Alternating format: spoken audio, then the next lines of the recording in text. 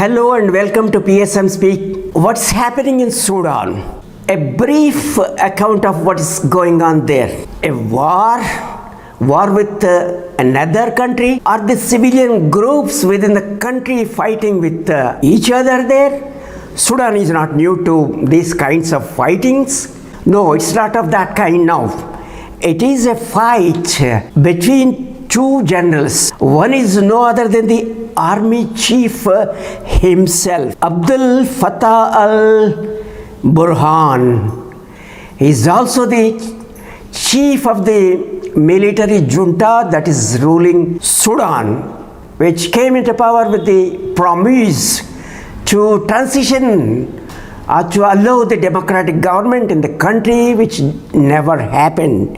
And his deputy, General Hamadan Dagalo, who is called Hemeti in his country, is the deputy leader of the ruling junta. They are fighting, their forces are fighting. While Abdel Fattah al-Burhan is the chief of the army, General Muhammad Hamdan Dagalo or Hemeti is the chief of the paramilitary forces in the country, RSF, Rapid Support Forces. The cause for their fighting, both of them assert that it is transition, or they allow power to the democratic government, people's government, civilians government. But the fact is, they blame each other that they are against democracy, and the real cause is that of the deputy leader Hamdan Dagalo demanding the immediate integration of paramilitary force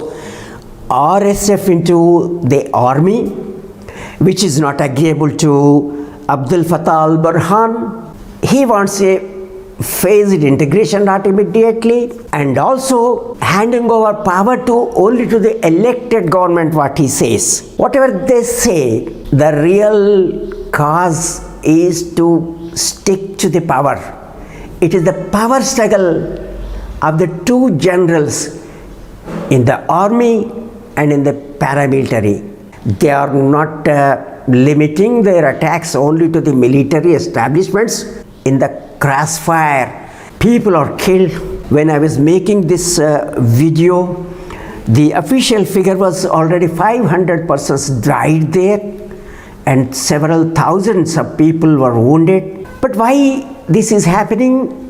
To know exactly a little more about this, we need to go into a bit history. Sudan is the northeastern part of Africa. To its north, we have Egypt, South Sudan, and southeast we have Ethiopia. To its northeast, Red Sea, and to the west, Chad, and Central African Republic is on its southwest. The population of Sudan, 46 million, and 97% of them are Sunni Muslims. These ethnical and religious factors are also important on what's going to happen and who is taking whose side. Sudan is one of the largest countries of Africa. As you know, there are 54 countries in Africa, and this is one of the poorest countries of the world. Arabic and English are the languages spoken in this country. Now going into a bit of political history of this country. From 1899 to 1955, Sudan was a condominium of British and Egypt.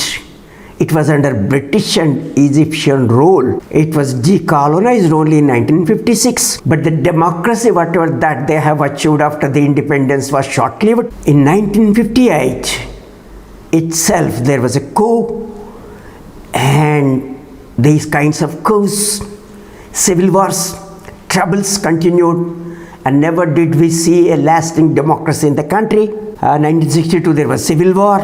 The South, which is predominantly inhabited by Christians and enemies, the local tribal religions, they wanted independence from the North. And then there was a kind of revolution, 1964, October Revolution they call it, and it went on like this. And finally, South Sudan was separated from the North Sudan. It's now the recent past. In 1989, Omar al-Bashir took the power in a military coup. He ruled as a dictator for 30 years and people were restive. They were opposing his rule. There were street battles, protests by the people. Then finally the military again intervened, and in another coup it took over power by dethroning Omar al-Bashir. And later in 2021, in another military coup, General Abdel Fattah al-Burhan, with the help of General Muhammad Ahmad Dagalo, who are fighting each other now, they took the control of the government and they set up a joint civilian government, and later they took control totally with the promise to the people to dissolve the transitional government and to bring in a democratic government through elections in 2023.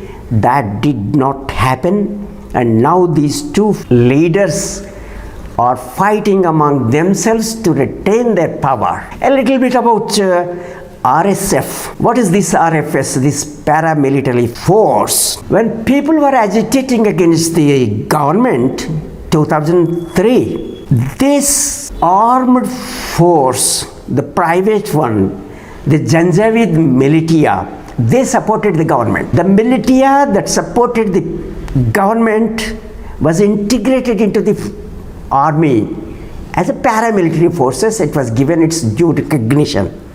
Now it is opposing the army itself. Many foreign nationals are stranded in the troubled region Khartoum and other parts, and all the countries are engaged in getting their citizens back to their countries. In India, an estimated 3,000 persons are stranded over there, and as per the latest estimate, about 1,700 people have already been evacuated. As per government account, when I was making this video, 495 people are already in Jeddah and 320 in Port Sudan. The trouble started on 15th April, continues unabated. There have been several ceasefires, and never did the warring groups honor that. And now what's going to happen? The geopolitics, as we have seen, its location and the foreign interest. Russia established a naval base in 2017 in Port Sudan. There are also news unconfirmed that Russia is supporting one group, that group led by Dagalo. He is looking to the Russian leadership, what is being reported. And Russian interest is in gold mines, and naturally when Muhammad Hamdan Dagalo or Mdeti is with Russia, the other leader, Abdel Fattah al-Burhan, looks to the United States and West, and the Gulf countries have their own interests. When will this end?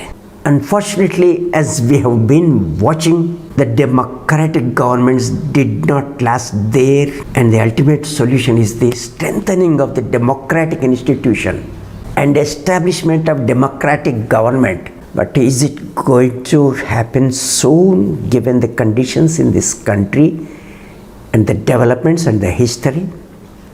But still, finally, it is going to the people's participation in the democracy that is going to bring prosperity and peace to the country. Thank you very much for so patiently watching the video. Please subscribe to the channel if you haven't done it already. It's free. Thank you.